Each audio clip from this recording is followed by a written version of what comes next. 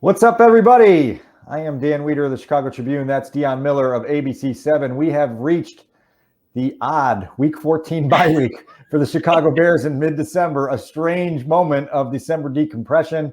Dionne, how you doing? You know what?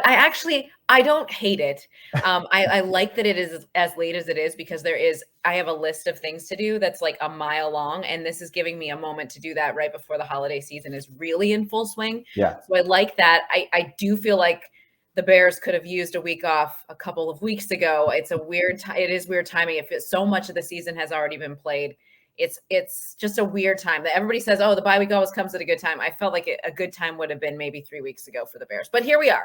Yeah, and we deal with what we've got, and we've got a few days to kind of catch our breath, to zoom out, to try to figure out who this team is and where they're going. I think it's a little confusing, but for the purposes of this exercise today, we look at this remaining schedule, and there's 4 more games. I think January 9th will be locker cleanout day at Hallis Hall. The Bears were officially eliminated from playoff contention last week, so we know that there's no hopes of a late run that puts them in that conversation. And so we have 4 more weeks. And so it's what do we want to squeeze out of this? What do we want to watch? What do we want to see out of these final 4 weeks here for the Chicago Bears and everything else that's going on around them? I'll let you get started with the number one thing on your wish list for the final 4 weeks. Well, I mean, the number one thing I want to see is more of number one, please. I mean, him coming back in that Green Bay game, I could not wait to see what he was going to do next. And he continues to dazzle. And I feel like made a step in the passing game, but I want to see more from this wide receiver group that is now assimilated as it is, especially Chase Claypool. That's where I want to see him become a target for Justin that allows the offense to move in a way that it hasn't yet this season. That's what I'm hoping we see over these next 4 weeks.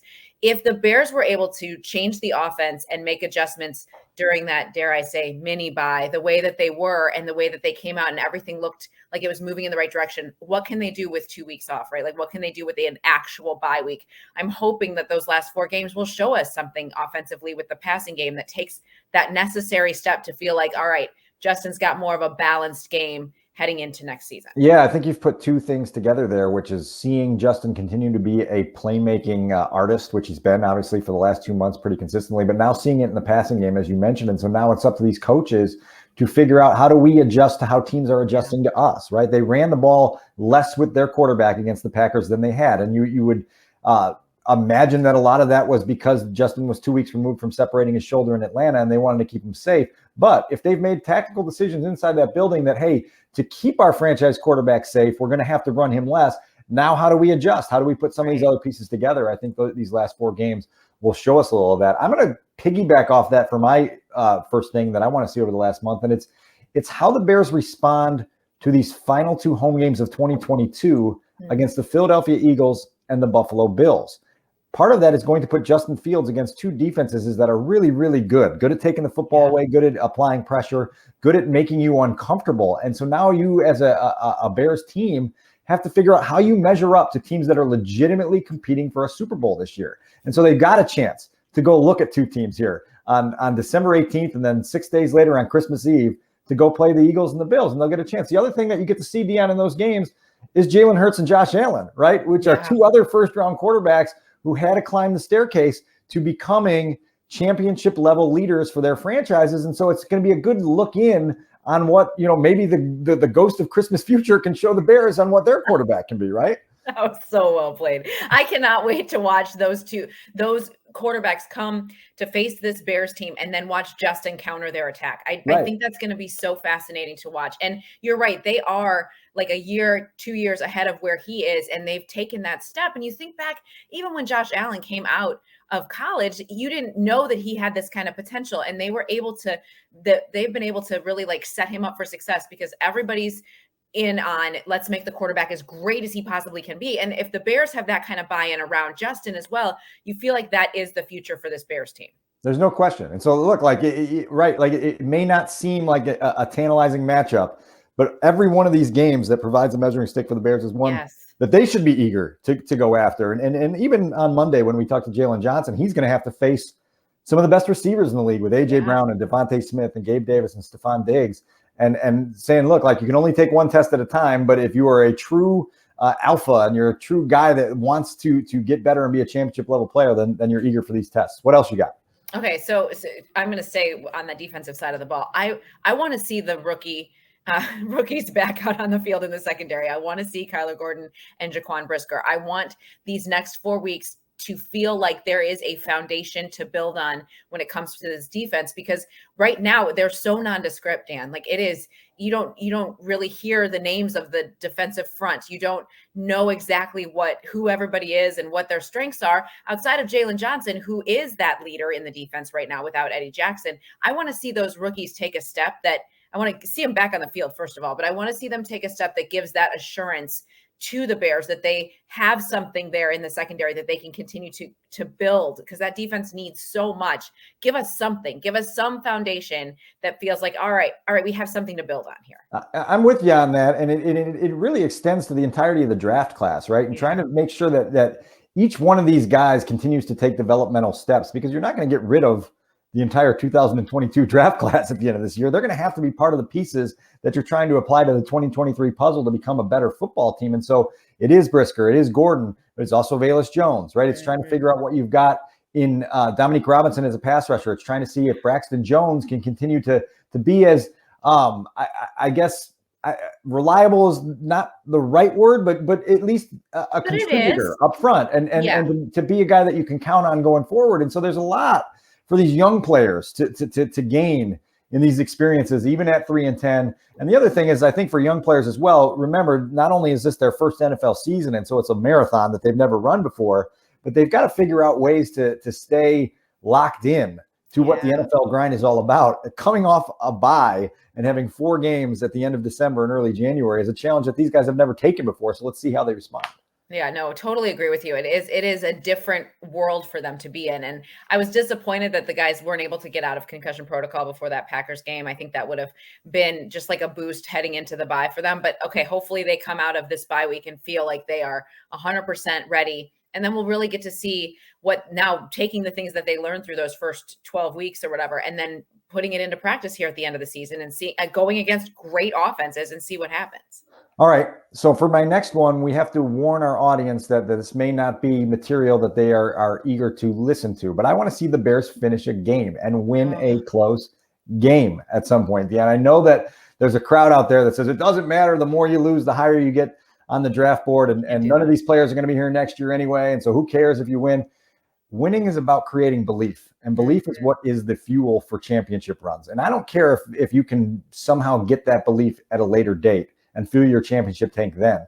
The earlier you get it, the better, right? And so for the Bears to be in all these close games, I know that the coaches and players feel like they're gaining valuable experience and there are things that they can apply later to make themselves a team that responds and meets these moments and goes out and wins games. But they've had 4 consecutive games and 4 consecutive Justin Fields starts, rather, the Jets game doesn't count, where they've had the ball in the last 6 minutes with a chance to put together a game-tying or go-ahead drive, and they've failed. There's a lot of nuance within that discussion. It's not all on the quarterback. Obviously, we saw an interception thrown to a receiver who just didn't do his job well enough to break up a pass or at least try to catch it, right, against the Packers.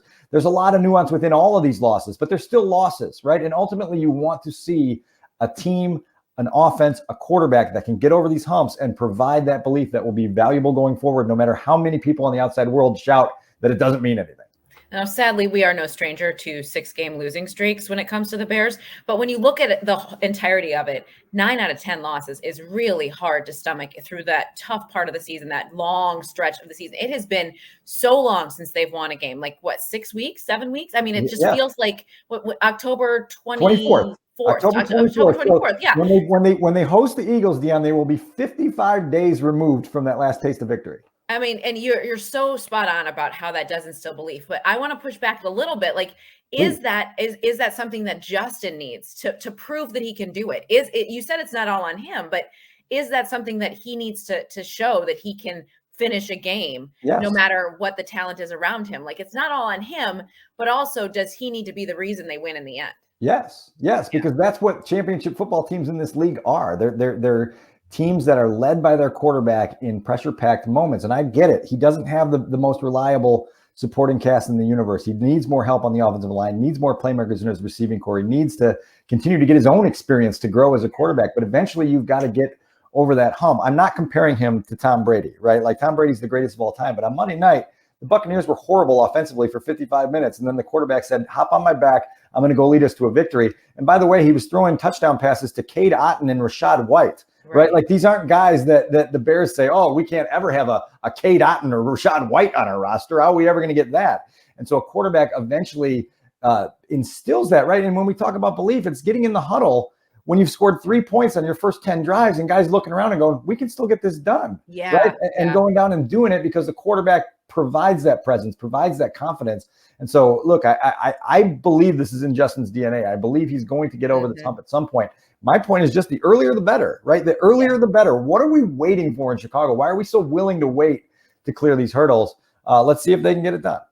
You know, it's so, I was so focused over these last couple of weeks about like Justin's health and what's going on. Like I almost forgot that they had lost so many games in a row. Like I didn't, but you're so focused on what it means for the future. And is he going to make progress? And what does it look like, that you forget that they need that victory. And I think that it would help him to not just feel more confident, right? I mean, Justin's oozing with confidence, but just to go in the huddle. And when he says, we got this, you guys, or I got you, which I think he will say. If he isn't already saying those things, I think that he will. I know that they look in his eyes and for his reaction.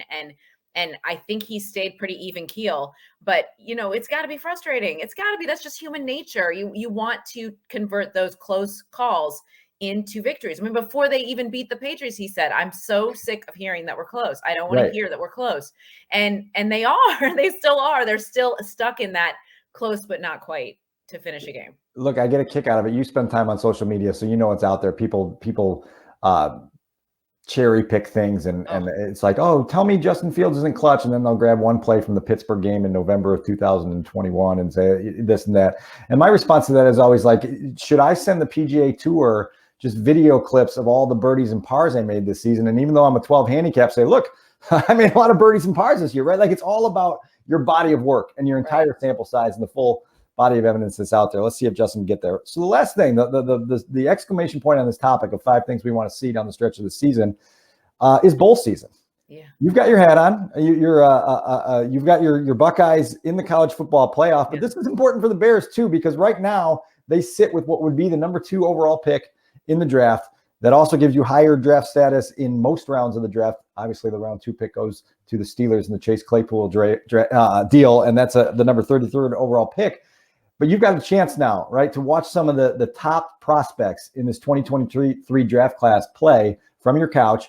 Jalen Carter of Georgia is going to be in the college football playoff. Quentin Johnson of TCU is going to be in the college football playoff. Will Anderson at Alabama is going to go play in the Peach Bowl. There's an opportunity here to get a glimpse at some of these guys that may be wearing Bears jerseys by the time we get to OTAs next spring. So it'll be kind of fun to zero in on some of these bowl games. If you're Ryan Poles, where are you starting your bowl viewing? Where would you want to see him on the sidelines of what game, Dan? Yeah, I would hope that they've got a lot of homework done on Jalen Carter. Yeah. I would hope they'd want to do a little bit more. I think that guy is the type of middle of defensive line wrecking ball that this group would really benefit from. I think it's like an upgrade over what they wanted Larry Ogunjobi to be if the Larry Ogunjobi signing had worked, right? And now you get a younger model of a guy that can just be an absolute disruptive force in the middle of your line, and then everything else can kind of flow around that. We'll see where they go. Look, I know a lot of people are eager for the Bears to potentially trade out of that number 2 spot and get a whole bunch of other draft picks so that they can pick around the draft board accordingly. But certainly if you've got a top 2 pick and there's a guy there that you say, this guy is going to be an all-pro and he can help us at a position that really helps who we are, then go for it. How about you? Well, you and I have talked before that we still don't know a lot about Ryan Poles, right? Like we're still learning who he is as a GM and how he's going to build this team. So I know that to think about what he might do with a 2nd overall pick, trading or doing, I don't have any guess, right? Like I would assume he would sit there and want to get take advantage of the fact that he's got his pick pretty much of players. I think that that's what he'd want to do. I know he does his homework. I don't know. I don't know if I want him exactly looking. All I know is that he will have a plan. That's something that I am convinced of with him is that he has a plan. He has his list. He's not going to be wishy-washy about what he does, right? There's going to be no hesitation with his decision-making. I feel like that's the kind of guy that he's shown himself to be at this point. And so we'll see, but I do anticipate many sideline shots of him around college football over this last month of the bowl season to see if he can find the right fit for the Bears. Look, it's going to be a really busy offseason between free agency and the draft and all the holes that this team has to plug and all the resources they have. Most people are counting on them being very successful with all the resources they have to use. Now it's up to the Bears, and Ryan Poles at the head of that mission to back it up and go get guys that can help them not have 6-game losing streaks and 10 lost seasons and everything else. We'll see if they can get it done. When's the last time we didn't have a busy offseason? I'll wait for your answer. Yeah, well, there's been a few of these years where we haven't had a first-round pick because of various trades. And so you don't always get to have the fun of dreaming about these top prospects in the draft potentially being in your city and in your building. And so this is a year where the license to dream is there at the top of the draft board that hasn't been there. Obviously, they traded the 2 picks away for Khalil Mack and didn't pick in the first round for 2 years. And then they traded 1 for Fields and didn't pick last year in the first round. So a first round pick gives you a little bit more juice, but it's always busy, to your point. Always busy. And it's always busy around the holidays. So thanks for carving out some time and getting this done today. You got it.